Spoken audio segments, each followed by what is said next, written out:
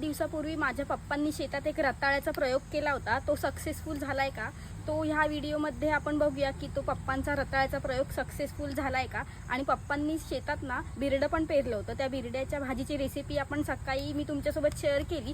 आता ते बिरडं कसं उगवून आले ते मी तुम्हाला या व्हिडिओमध्ये दाखवते। महिन्यापूर्वी एक प्रयोग करून बघितला, आपल्या अलिबागमध्ये रताळी होतात की नाही त्याप्रमाणे मी लावली होती, ती होतात असं समजतोय। आता ज्या जे पाहिजे होती त्याप्रमाणे नाही दिसत, काहीतरी माती बिती कमी पडतोय, आता ते लक्षात आलेलं आहे। आता यापुढे त्याप्रमाणे करेन, अधिक प्रयत्न करेन की जेणेकरून रताळी मिळतील।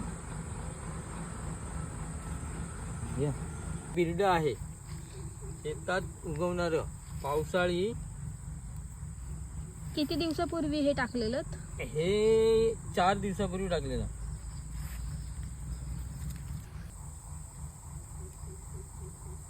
खूप छान झालंय हे बिरडं शेतात। आपण सकाळी त्या भाजीची रेसिपी बघितली। 3 दिवसापूर्वी पाव किलो पावटा पेरला होता, त्याच्याप्रमाणे बिरडं संपूर्ण उगवून आलेलं आहे।